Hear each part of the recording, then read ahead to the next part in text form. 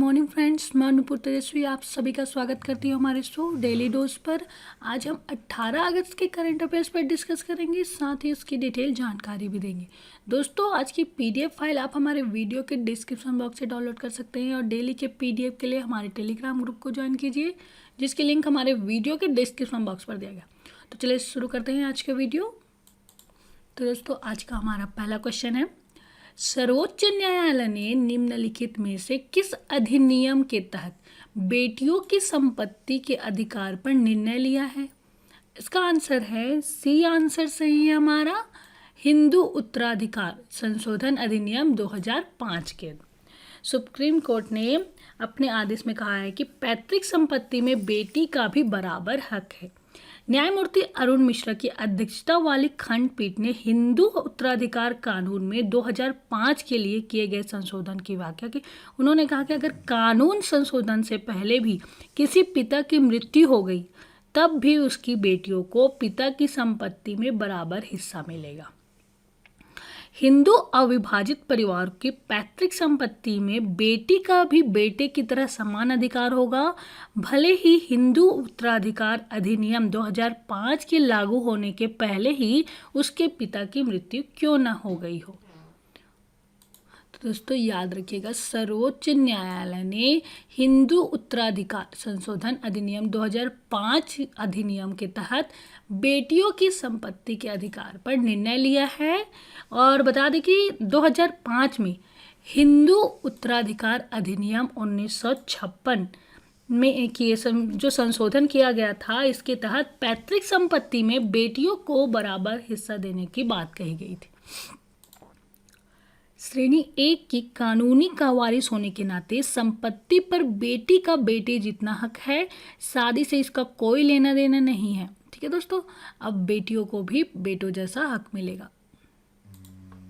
अगला क्वेश्चन दोस्तों, किसने स्वास्थ्य नामक ई पोर्टल का उद्घाटन किया? इसका आंसर है बी आंसर सही हमारा, अर्जुन मुंडा। केंद्रीय जनजातीय कार्य मंत्री अर्जुन मुंडा ने जनजातीय स्वास्थ्य और पोषण से संबंधित स्वास्थ्य नामक के ई पोर्टल का उद्घाटन किया और इसमें भारत की जनजातीय आबादी के स्वास्थ्य और पोषण से संबंधित तमाम सूचनाएं एक ही स्थान पर उपलब्ध होंगी। स्वास्थ्य पोर्टल में देश के विभिन्न भागों के जनजातीय लोगों के इलाज के नए नए तौर तरीके और उनसे संबंधित केस स्टडी को इकट्ठा किया गया है, ताकि लोग एक दूसरे के अनुभवों का फायदा उठा सकें।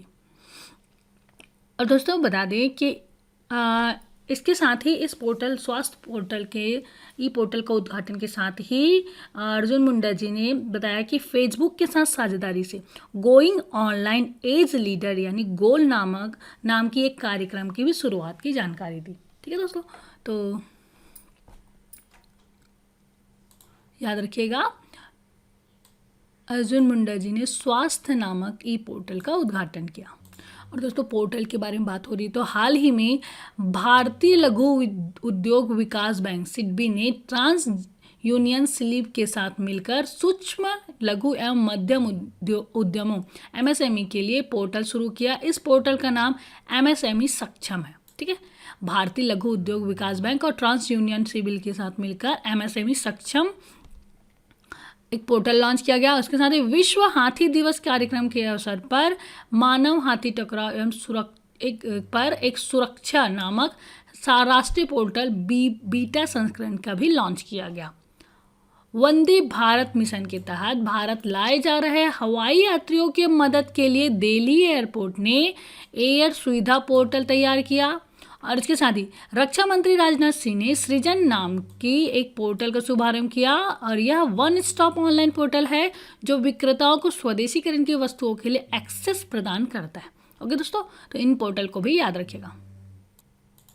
चलिए आगे बढ़ते हैं दोस्तों। अगला क्वेश्चन है हमारा, हाल ही में सीमा सड़क संगठन BRO ने किस राज्य में 20 गांवों के लिए संपर्क सुविधा प्रदान करने के लिए 180 फुट लंबे बेली ब्रिज का निर्माण किया? इसका आंसर है बी आंसर सही हमारा, उत्तराखंड राज्य सरकार ने सीमा सड़क संगठन BRO ने लगातार भूस्खलन और भारी बारिश के बावजूद 3 हफ्तों में से भी कम समय में उत्तराखंड के पिथौरागढ़ जिले के जौलजीबी सेक्टर में 180 फीट के बेली ब्रिज का निर्माण किया और क्षेत्र में 27 जुलाई 2020 को बादल फटने की घटना से आई बाढ़ और नदी नालों के उफनने से यहाँ पहले से बना 50 मीटर लंबा कंक्रीट का पुल पूरी तरह से नष्ट हो गया। क्षेत्र में भूस्खलन की घटना की वजह से भी कई लोग को हानि हुई और सड़क संपर्क पूरी तरह से टूट गया था। तो दोस्तों याद रखिएगा, सीमा सड़क संगठन BRO ने उत्तराखंड में 20 गांवों के लिए संपर्क सुविधा प्रदान करने के लिए 180 फुट लंबे बेली ब्रिज का निर्माण किया। और दोस्तों सीमा सड़क संगठन बॉर्डर रोड ऑर्गेनाइजेशन के बारे में बात हो रही है तो इसकी स्थापना 7 मई 1960 में हुई। मुख्यालय है नई दिल्ली और इसका भावार्थ है शरणम सर्वम साधनम, सब कुछ हार्ड वर्क के माध्यम से प्राप्त किया जा सकता है। ओके दोस्तों, ये तो था सीमा सड़क संगठन के बारे में।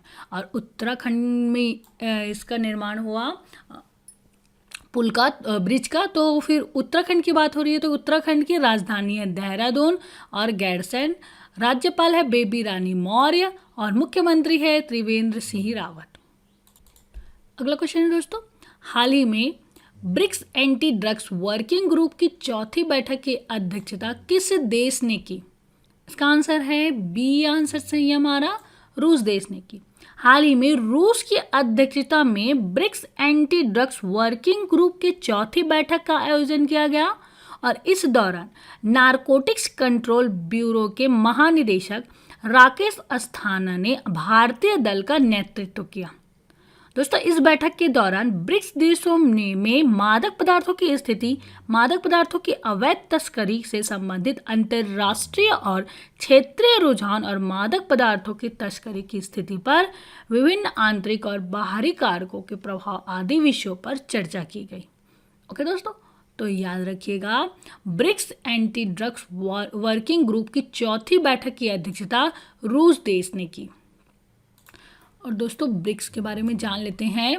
ब्रिक्स दुनिया की अग्रणी उभरती अर्थव्यवस्थाओं ब्राजील, रूस, भारत, चीन और दक्षिण अफ्रीका के समूह के लिए प्रयोग होने वाला एक संक्षिप्त रूप है जिसमें B Brazil, R Russia, I India, C China और एस साउथ अफ्रीका से संबंधित है। दोस्तों शुरुआती दौर में दक्षिण अफ्रीका इस समूह का हिस्सा नहीं था और यह केवल 4 देशों का समूह था जिसे ब्रिक कहा जाता था। लेकिन पहला ब्रिक्स शिखर सम्मेलन और उसके साथ ही पहला ब्रिक्स शिखर सम्मेलन हुआ 2009 में रूस में आयोजित किया गया था।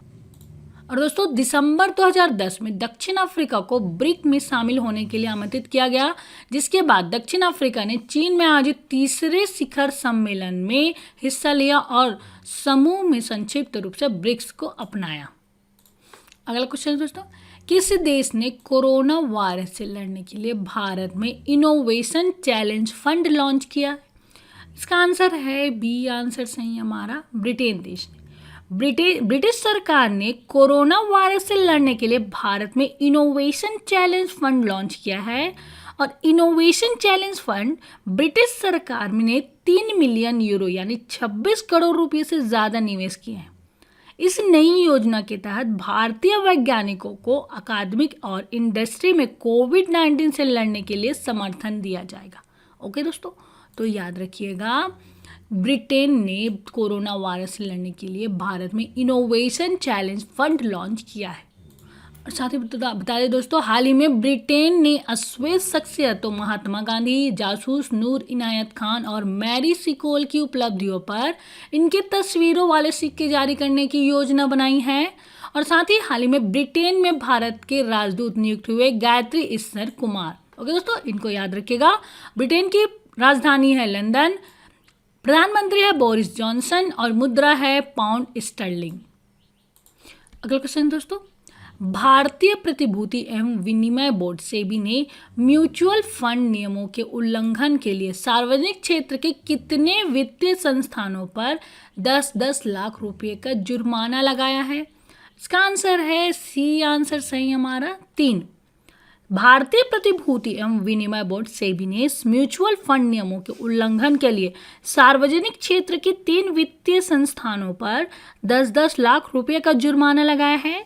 जिन संस्थानों पर जुर्माना लगाया गया है उनमें भारतीय state bank SBI, Bharatiya Jeevan बीमा निगम एलआईसी तथा बैंक ऑफ बड़ौदा बीओबी शामिल है। सेबी ने अपनी जांच में पाया है कि एसबीआई, एलआईसी और बीओबी क्रमशः SBI mutual fund, LIC mutual fund और बड़ौदा म्यूचुअल फंड के प्रायोजक हैं।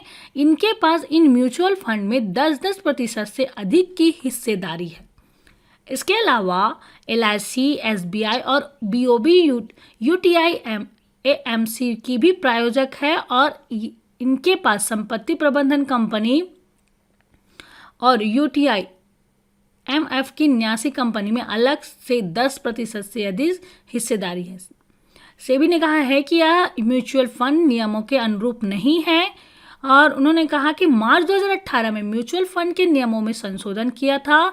इसके तहत किसी एएमसी में यदि शेयर धारक की कम से कम 10% की हिस्सेदारी है तो वह देश में परिचालन कर रहे किसी अन्य म्यूचुअल फंड में 10% या इससे अधिक की हिस्सेदारी नहीं रख सकता है। तो दोस्तों याद रखिएगा, भारतीय प्रतिभूति एवं विनिमय बोर्ड सेबी ने म्यूचुअल फंड नियमों के उल्लंघन के लिए सार्वजनिक क्षेत्र की 3 कंपनी भारतीय स्टेट बैंक, भारतीय जीवन बीमा निगम और बैंक ऑफ बड़ौदा को वित्तीय संस्थानों पर 10-10 लाख रुपये का जुर्माना लगाया। और दोस्तों बता दें, हाल ही में केंद्र सरकार ने सेबी के चेयरमैन अजय त्यागी को 18 महीने का सेवा विस्तार दिया है। और सेबी के बारे में बात हो रही है तो भारतीय प्रतिभूति एवं विनिमय बोर्ड भारत में प्रतिभूति और वित्त नियामक बोर्ड है। इसकी स्थापना 12 अप्रैल 1988 में हुई तथा सेबी अधिनियम 1992 के तहत वैधानिक मान्यता 30 जनवरी 1992 को प्राप्त हुई। इसका मुख्यालय मुंबई में है और सेबी प्रमुख कार्य प्रतिभूति बाजार के विकास का उन्नयन करना तथा उसे विनियमित करना है।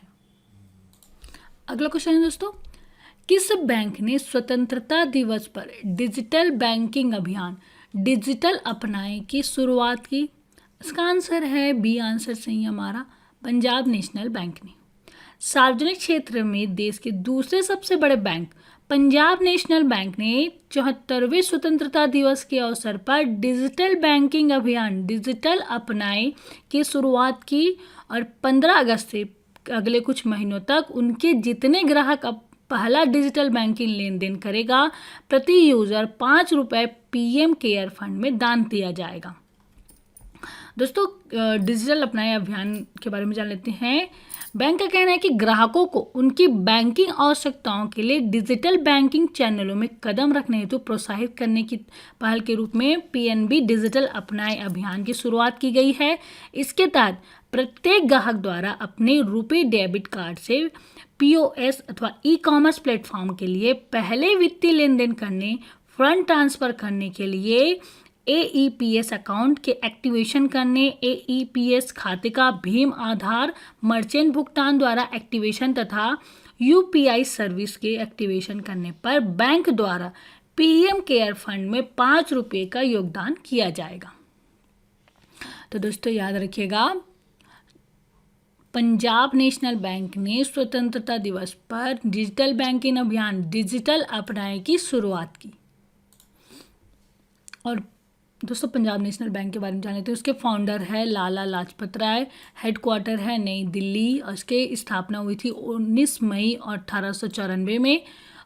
एमडी और सीईओ है CHSS मल्लिकार्जुन राव और टैगलाइन है the name you can bank upon. अगला क्वेश्चन दोस्तों, हाल ही में केंद्रीय मंत्री स्मृति ईरानी ने वीडियो कॉन्फ्रेंस के जरिए किस ऐप का उद्घाटन किया? इसका आंसर है बी आंसर सही हमारा, सखी ऐप का उद्घाटन किया। केंद्रीय मंत्री एवं सांसद स्मृति ईरानी ने उत्कर्ष आंगनबाड़ी केंद्रों के तौर पर विकसित किए गए 151 आंगनबाड़ी केंद्रों के लिए वीडियो कॉन्फ्रेंस के जरिए सखी ऐप का उद्घाटन किया। सखी ऐप के जरिए वो सभी उत्कर्ष आंगनबाड़ी केंद्रों को आवश्यक निर्देश देंगे। इसके अलावा आंगनबाड़ी में रहने वाले बच्चों के ऑनलाइन शिक्षण का कार्य भी इसी एप्लीकेशन के जरिए होगा। उन्होंने कहा कि ऑपरेशन कायाकल्प के अंतर्गत संबंधित ग्राम पंचायतों में उपलब्ध 14वें वित्त आयोग की धनराशि के माध्यम से आंगनबाड़ी केंद्रों पर आधारभूत सुविधा सुनिश्चित की गई। ओके दोस्तों, तो याद रखिएगा केंद्रीय मंत्री स्मृति ईरानी ने वीडियो कॉन्फ्रेंसिंग के जरिए सखी ऐप का उद्घाटन किया। अगला क्वेश्चन दोस्तों, हाल ही में स्पेन की सर्किट डी बार्सिलोना कैटाल्यूना में आयोजित फार्मूला 1 स्पेनिश ग्रां प्री 2020 जीता है। इसका आंसर है ए, आंसर सही है, लुइस हैमिल्टन ने। दोस्तों, लुइस हैमिल्टन ने स्पेनिश ग्रां प्री जीत ली है, जो उनके फार्मूला 1 कैरियर की 28वीं जीत है। और दोस्तों, उसके साथ ही 2 अगस्त 2020 को संपन्न formula 1 car race British Grand Prix 2020 का खिताब जीता था लुइस हैमिल्टन ने। अगला क्वेश्चन दोस्तों, निम्न में से किस भारतीय क्रिकेटर को ई बाई गो का ब्रांड एम्बेसडर नियुक्त किया गया है? इसका आंसर है सी, आंसर सही है हमारा, हरभजन सिंह। ई वाहन स्टार्टअप कंपनी ई बाई गो ने भारतीय क्रिकेटर हरभजन सिंह को अपना ब्रांड एम्बेसडर बनाया है और कंपनी अभी मुंबई, बेंगलुरु, दिल्ली, अमृतसर, जयपुर और हैदराबाद में अपना परिचालन करती है। ई बाई गो के संस्थापक और मुख्य कार्यकारी अधिकारी हैं टी इरफान खान। दोस्तों, तो याद रखिएगा हरभजन सिंह को जो भारतीय क्रिकेटर को ई बाई गो का ब्रांड एम्बेसडर नियुक्त किया गया है। ओके दोस्तों, और साथ ही दोस्तों बता दें हाल ही में महेंद्र सिंह धोनी और सुरेश रैना ने क्रिकेट से संन्यास लिया है। अगला क्वेश्चन दोस्तों, हाल ही में गो एयर के नए सीईओ के रूप में किसे नियुक्त किया गया है?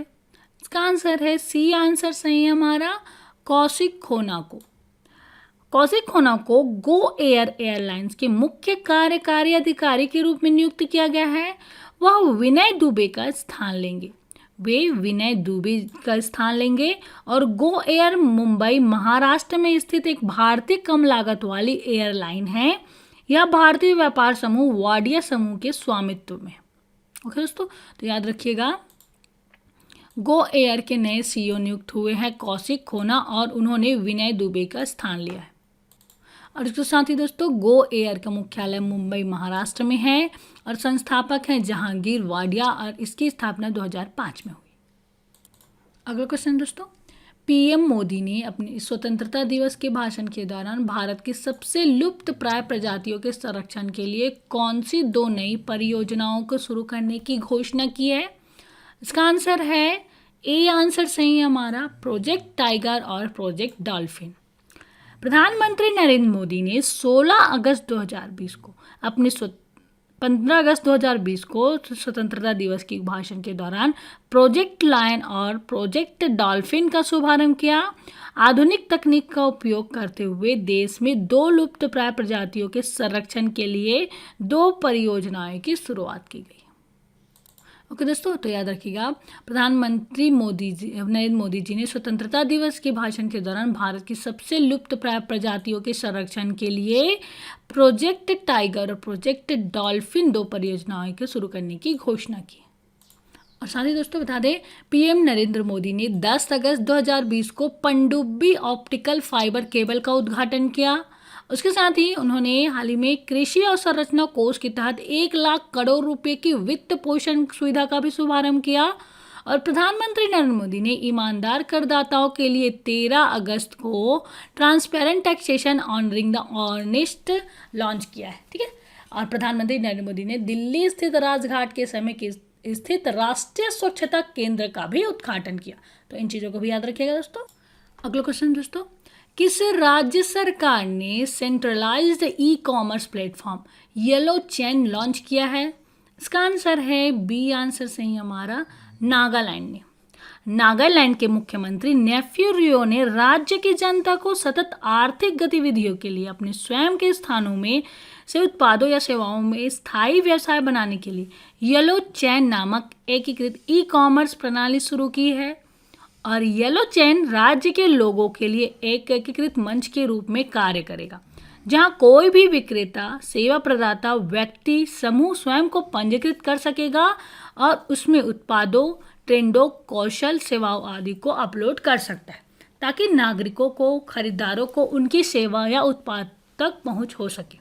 दोस्तों, इसमें गृह सेवा, नाई, इलेक्ट्रीशियन, प्लम्बर, पेंटर, बढ़ई, जल सेवा आदि, वितरण सेवा, आईटी उत्पाद और सेवाएं, टैक्सी और टैक्सी सेवा, स्वास्थ्य देखभाल और शिक्षा, फास्ट फूड और खानपान, बेकरियां और मिष्ठान, किराया स्टोर, स्थानीय उत्पाद और प्रशिक्षण पूर्व स्वामित्व वाले उत्पाद, रियल एस्टेट, किराए आदि शामिल किए जा सकते हैं। ओके दोस्तों, तो याद रखिएगा, नागालैंड राज्य सरकार ने centralised e commerce platform yellow chain का लॉन्च किया। और दोस्तों, नागालैंड की राजधानी है कोहिमा, मुख्यमंत्री नेफ्यू रियो, राज्यपाल है RN रवि। अगला क्वेश्चन दोस्तों, किसने one sun one world one grid योजना की घोषणा की है? इसका आंसर है ए, आंसर सही हमारा नरेंद्र मोदी जी ने। प्रधानमंत्री नरेंद्र मोदी ने one sun one world one grid योजना की घोषणा की। इसके तहत दुनिया भर में सौर ऊर्जा की आपूर्ति के लिए एक ट्रांसनेशनल इलेक्ट्रिसिटी ग्रिड होगा। नवीन और नवीनीकरण ऊर्जा मंत्रालय द्वारा तैयार किए गए ड्राफ्ट प्लान के अनुसार one sun one world one grid 140 देशों को एक कॉमन ग्रिड के माध्यम से जोड़ेगा, जो सौर ऊर्जा को स्थानांतरित करने के लिए उपयोग किया जाएगा। दोस्तों, वन सन वन वर्ल्ड और वन ग्रिड मंत्र के पीछे दृष्टि द सन नेवर सेट्स और किसी भी भौगोलिक बिंदु पर विश्व स्तर पर किसी भी समय पर एक स्थिर है। और दोस्तों, one sun one world one grid योजना को सौर और अन्य नवीनीकरण ऊर्जा संसाधनों को साझा करने के लिए 3 चरणों को में क्रियान्वित किया जाएगा। जो प्रथम चरण है उसमें भारतीय ग्रिड मध्य पूर्व, दक्षिण एशिया और दक्षिण पूर्व एशियाई ग्रिड से जुड़ा होगा। दूसरे चरण में सौर और अन्य नवीनीकरण ऊर्जा संसाधनों से समृद्ध अफ्रीकी क्षेत्र में देशों के साथ पहले चरण के राष्ट्रों को कनेक्ट करेंगे और तृतीय चरण में वैश्विक कनेक्ट रहेंगे। और दोस्तों, साथ ही बता दें, नवीन और नवीनीकरण ऊर्जा मंत्रालय के राज्य मंत्री हैं राजकुमार सिंह। अगला क्वेश्चन दोस्तों, किस राज्य सरकार ने कोविड रोगी प्रबंधन प्रणाली की शुरुआत की? इसका आंसर है बी, आंसर सही हमारा पश्चिम बंगाल राज्य सरकार ने। पश्चिम बंगाल सरकार ने कोविड रोगी प्रबंधन प्रणाली की शुरुआत की और मुख्यमंत्री ममता बनर्जी ने कोलकाता के 3 कोविड अस्पतालों में इस प्रणाली का उद्घाटन किया। इस प्रणाली से सरकारी अस्पतालों में उपचार कराने वाले मरीजों के परिजन संक्रमित व्यक्ति की वास्तविक स्थिति जान सकेंगे। इसके तहत स्वास्थ्य विभाग की वेबसाइट पर क्लिक करते ही रोगी की स्थिति को जान सकेंगे। तो दोस्तों, याद रखिएगा, पश्चिम बंगाल सरकार ने कोविड रोगी प्रबंधन प्रणाली की शुरुआत की। और साथ ही दोस्तों, पश्चिम बंगाल प्रदेश राज्य कांग्रेस कमेटी के अध्यक्ष सोमेन मित्रा का हाल ही में निधन हो गया। और इसके साथ ही पश्चिम बंगाल की मुख्यमंत्री ममता बनर्जी ने अंतर्राष्ट्रीय युवा दिवस के अवसर पर राज्य के 1 लाख बेरोजगार युवाओं को कर्म साथी प्रकल्प योजना के तहत आत्मनिर्भर बनाने के लिए सब्सिडी और बाजार से कम ब्याज दर पर ऋण दिया जाएगा। ठीक है, इसके साथ ही पश्चिम बंगाल के बारे में बात हो रही है। पश्चिम बंगाल की राजधानी है कोलकाता, मुख्यमंत्री है ममता बनर्जी, राज्यपाल है जगदीप धनगड़ और न्यायाधीश है TBN राधाकृष्णन। अगला क्वेश्चन दोस्तों, हाल ही में केंद्रीय मंत्री नितिन गडकरी ने किस राज्य में 3000 करोड़ रुपए की लागत की 13 राजमार्ग परियोजनाओं का शिलान्यास किया? इसका आंसर है ए, आंसर सही हमारा मणिपुर राज्य। केंद्रीय सड़क और राजमार्ग मंत्री नितिन गडकरी जी ने वीडियो कॉन्फ्रेंसिंग के माध्यम से मणिपुर में 13 राजमार्ग परियोजनाओं की आधारशिला रखी। उन्होंने राज्य में एक सड़क सुरक्षा परियोजना का भी उद्घाटन किया। राजमार्ग परियोजनाओं के तहत राज्य में 316 किलोमीटर सड़कों के विकास के लिए 3000 करोड़ रुपए से अधिक खर्च किए जाएंगे। तो दोस्तों, याद रखिएगा, केंद्रीय मंत्री नितिन गडकरी जी ने मणिपुर में 3000 करोड़ रुपए की लागत की 13 राजमार्ग परियोजनाओं का शिलान्यास किया। और दोस्तों, मणिपुर के बारे में बात हो रही है तो मणिपुर की राजधानी है इम्फाल, मुख्यमंत्री है एन बीरेन सिंह और राज्यपाल है नजमा हेपतुल्ला। चलिए आगे बढ़ते हैं। अगला क्वेश्चन है, किस ई कॉमर्स प्लेटफॉर्म ने इतना आसान है नामक एक विक्रेता अभियान शुरू किया है? इसका आंसर है ए, आंसर सही हमारा अमेजोन ने। ई कॉमर्स प्लेटफॉर्म अमेजोन इंडिया ने हाल ही में अपना नया विक्रेता संचालित अभियान इतना आसान है लॉन्च किया है। यह अभियान उन विक्रेताओं से संवाद करना चाहता है जो अमेजोन डिजिटल प्लेटफॉर्म पर नहीं है। इसका उद्देश्य डिजिटल वाणिज्य पारिस्थितिक तंत्र में शामिल होने के बारे में लाखों एमएसएमई तक पहुंचना है। ओके दोस्तों, तो याद रखिएगा अमेजॉन ई कॉमर्स प्लेटफॉर्म ने इतना आसान है नामक एक विक्रेता अभियान शुरू किया है। और साथ ही दोस्तों हाल ही में योजना की मंजूरी से चर्चा में रहे अमेजॉन ई वाणिज्य कंपनी के द्वारा अपने प्रोजेक्ट कुइपर कार्यक्रम के तहत इंटरनेट सेवाओं को बढ़ाने हेतु 3200 से ज़्यादा उपग्रह छोड़े जाएंगे। ठीक है, और अमेजॉन के सीईओ हैं जेफ बेजोस, संस्थापक है जेफ बेजोस, और स्थापना हुई थी 5 जुलाई 1994 में संयुक्त राज्य में, और मुख्यालय है सिएटल, वॉशिंगटन, संयुक्त राज्य। अगला क्वेश्चन है दोस्तों, ताइवान ने हाल ही में किस देश से नवीनतम 66 F-16 जेट खरीदने के लिए एक समझौते पर हस्ताक्षर किया है? तो दोस्तों इसका आंसर है डी, आंसर सही हमारा अमेरिका देश के साथ। ताइवान ने हाल ही में अमेरिका से नवीनतम 66 F-16 जेट खरीदने के लिए एक समझौते पर हस्ताक्षर किया है, और इसके साथ ही 1992 के बाद यह अमेरिका से ताइवान की यह पहली खरीद है। ताइवान के पास पुराने 150 F-16 लड़ाकू विमान हैं। अब ताइवान को नई तकनीक के साथ ये लड़ाकू विमान मिलेंगे। अमेरिका ने अपनी लड़ाकू विमान निर्माता कंपनी लॉकहीड मार्टिन को अगले 10 साल तक F-16 विमान का आधुनिक संस्करण बनाने का $62 अरब का ऑर्डर दिया है। ओके दोस्तों, तो याद रखिएगा ताइवान ने हाल ही में अमेरिका से नवीनतम 66 F-16 जेट खरीदने के लिए एक समझौते पर हस्ताक्षर किया। और दोस्तों ताइवान के बारे में बात हो रही है तो ताइवान की राजधानी है ताइपे, मुद्रा है न्यू ताइवान डॉलर, और राष्ट्रपति है साई इंग वेन। ठीक है, और अमेरिका के बारे में बता देते हैं। अमेरिका की राजधानी है वाशिंगटन डीसी, राष्ट्रपति है डोनाल्ड ट्रंप, और मुद्रा है अमेरिकन डॉलर। अगला क्वेश्चन है दोस्तों, निशिकांत कामत का हाल ही में निधन हो गया, वह किस क्षेत्र से संबंधित थे? इसका आंसर है डी, आंसर सही हमारा, वे एक फिल्म निर्देशक थे। दोस्तों बॉलीवुड फिल्म मेकर निशिकांत कामत का हाल ही में निधन हो गया। वे 50 साल के थे, और निशिकांत कामत बॉलीवुड में कई फिल्मों को डायरेक्ट करने के लिए जाने जाते हैं। इनमें अजय देवगन की दृश्यम, इरफान खान की मदारी, जॉन अब्राहम की फोर्स और रॉकी हैंडसम जैसी फिल्में शामिल हैं। इसके अलावा निशिकांत कामत ने मराठी फिल्मों का भी डायरेक्शन किया है। ओके दोस्तों, तो याद रखिएगा हाल ही में फिल्म मेकर निशिकांत कामत का निधन हो गया।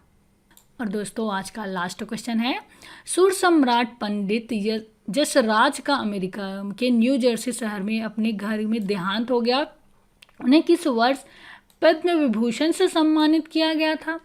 इसका आंसर है डी, आंसर सही हमारा, उन्हें वर्ष 2000 को पद्म विभूषण से सम्मानित किया गया था। दोस्तों सुर सम्राट पंडित जसराज का अमेरिका के न्यू जर्सी शहर में अपने घर में देहांत हो गया। वे 90 वर्ष के थे। पंडित जसराज जी का संगीत का सफर करीब 8 दशक का रहा। हालांकि वे मेवाती घराने के थे, लेकिन उन्हें ख्याल की परंपरागत गायकी और ठुमरी के लिए भी जाना जाता है। पंडित जसराज ने ऑस्कर जीतने वाली फिल्म लाइफ ऑफ पाई में अपनी आवाज़ दी थी। भारत सरकार ने उन्हें 1975 में पद्मश्री, 1990 में पद्म भूषण और वर्ष 2000 में पद्म विभूषण से सम्मानित किया था, और 1987 में उन्हें संगीत नाटक अकादमी पुरस्कार दिया गया था। ओके दोस्तों, तो याद रखिएगा सुर सम्राट पंडित जसराज जी का हाल ही में 90 वर्ष की आयु में निधन हो गया। तो दोस्तों ये तो था 18 अगस्त के करंट अफेयर जिसके बारे में हमने डिस्कस किया। चलिए आगे बढ़ते हैं 15 से 17 अगस्त के करंट अफेयर्स का रिवीजन कर लेते हैं। तो इसमें पहला क्वेश्चन है दोस्तों, सुप्रीम कोर्ट ने हाल ही में किस वरिष्ठ वकील की अवमानना मामले में दोषी करार दिया है? इसका आंसर है दोस्तों प्रशांत भूषण। अगला क्वेश्चन है, केंद्रीय रसायन और उर्वरक मंत्री श्री डी.वी. सदानंद गौड़ ने हाल ही में किस राज्य में मूल्य निगरानी और संसाधन इकाई की स्थापना की घोषणा की? इसका आंसर है कर्नाटक राज्य। अगला क्वेश्चन है, हाल ही में किसने एक ऑनलाइन वेबिनार के माध्यम से नौसेना नवाचार और स्वदेशी संगठन का उद्घाटन किया? उनका नाम है राजनाथ सिंह। ठीक है। अगला क्वेश्चन है, हाल ही में किस देश ने के सुमात्रा द्वीप पर माउंट सिनाब ज्वालामुखी का पुनरुद्धार किया हुआ? वह है देश है इंडोनेशिया। अगला क्वेश्चन है, किस राज्य के मोयरा केले, थर्मल मिर्च और मीठे पकवान खाजे को भौगोलिक टैग दिया गया? उनका आंसर है, वह राज्य है गोवा। किस बैंक ने सशस्त्र बलों के लिए एक ऋण उत्पाद शौर्य केजीसी किसान गोल्ड क्रेडिट कार्ड लॉन्च किया है? वह इसका आंसर है एचडीएफसी बैंक ने। हाल ही में रिजर्व बैंक ने वर्ष 2019-20 के लिए कितने करोड़ रुपए का अधिशेष केंद्र सरकार को देने की मंजूरी प्रदान की है? इसका आंसर है 57,128 करोड़ रुपए। अगला क्वेश्चन है, उपग्रह डेटा पर आधारित एक अध्ययन के मुताबिक किस राज्य में वनों की कटाई के उच्च दर के कारण हॉर्नबिल पक्षी के निवास स्थान पर खतरे पड़े हैं? इसका आंसर है अरुणाचल प्रदेश। अगला क्वेश्चन है, भारतीय नौसेना ने कितने जहाज आधारित ड्रोन प्राप्त करने के लिए एक तत्काल प्रस्ताव को आगे बढ़ाया है? इसका आंसर है 10। उसके बाद अगला क्वेश्चन है, e commerce company Amazon India ने किस भारतीय शहर में अपनी ऑनलाइन फार्मेसी शुरू की है? इसका आंसर है, वह शहर है बेंगलुरु। अगला क्वेश्चन है, पिछले साल नेपाल में हुए साउथ एशियन गेम्स में मेडल जीतने वाले पाकिस्तान के 3 एथलीटों पर कितने साल का प्रतिबंध लगा दिया गया है? इसका आंसर है 4 साल का प्रतिबंध लगाया। किस भारतीय खिलाड़ी ने 15 अगस्त को इंटरनेशनल क्रिकेट को अलविदा कह दिया है? उनका नाम है महेंद्र सिंह धोनी और सुरेश रैना ने। अगला क्वेश्चन है, किसने देश की सबसे बड़ी दौड़ फिट इंडिया फ्रीडम रन का शुभारंभ किया? किरण रिजिजू ने। अगला क्वेश्चन है, किसने महानिदेशक नौसेना संचालन के रूप में पदभार ग्रहण किया? उनका नाम है दिनेश के त्रिपाठी। अगला क्वेश्चन है, किसे हाल ही में इंडिया बुल्स हाउसिंग फाइनेंस और गैर कार्यकारी अध्यक्ष के रूप में नियुक्त किया गया है? उनका नाम है एस मुंद्रा जी को। अगला क्वेश्चन है, किस राज्य सरकार ने युवाओं को शीतल ऋण सब्सिडी प्रदान के लिए कर्म साथी संकल्प योजना की शुरुआत की? इसका आंसर है पश्चिम बंगाल राज्य सरकार ने। ठीक है। अगला क्वेश्चन है, विमान दुर्घटना जांच ब्यूरो ने कोझिकोड हवाई अड्डे पर एयर इंडिया एक्सप्रेस की विमान दुर्घटना की जांच का आदेश दिया। इस विमान दुर्घटना की जांच किसकी अध्यक्षता में की जाएगी? इसका आंसर है कैप्टन एस चाहर की अध्यक्षता में। ठीक है। अगला क्वेश्चन है, हाल ही में किस राज्य या केंद्र शासित प्रदेश में नशा मुक्त भारत अभियान की शुरुआत की गई? इसका आंसर है जम्मू एंड कश्मीर। ठीक। अगला क्वेश्चन है, किसने सृजन नामक एक पोर्टल का शुभारंभ किया? इसका आंसर है राजनाथ सिंह ने सृजन नामक एक पोर्टल का उद्घाटन किया। अगला क्वेश्चन है, अमेरिका के राष्ट्रपति ट्रंप की सहायता से संयुक्त अरब अमीरात और किस देश के बीच 13 अगस्त 2020 को ऐतिहासिक शांति समझौता किया गया? वह देश है इजराइल। और अगला क्वेश्चन है, हाल ही में कवि गीतकार चुनाकार रामन कुट्टी का निधन हो गया। वे किस भाषा से जुड़े हुए हैं? इसका आंसर है वे मलयालम भाषा के कवि और गीतकार थे। लास्ट क्वेश्चन इसका, हाल ही में किस पूर्व टेस्ट क्रिकेटर को उत्तर प्रदेश में मंत्री का निधन हो गया? इसका आंसर है चेतन चौहान का हाल ही में निधन हो गया। तो दोस्तों ये तो था, आज हमने 18 अगस्त के करंट अफेयर्स पर डिस्कस किया और साथ ही 15 से 17 अगस्त के करंट अफेयर्स का रीज़न किया। तो दोस्तों आज का वीडियो कैसा लगा प्लीज़ हमें कमेंट करके बताइए। अच्छा लगे तो लाइक कीजिए और ज़्यादा से ज़्यादा अपने दोस्तों को शेयर कीजिए। और अभी तक आपने हमारे चैनल को सब्सक्राइब नहीं किया है तो प्लीज़ सब्सक्राइब कीजिए और डेली के नोटिफिकेशन के लिए बेल आइकॉन को प्रेस कीजिए। तो दोस्तों कल फिर मिलते हैं एक नई वीडियो के साथ, तब तक के लिए good day, bye, thank you.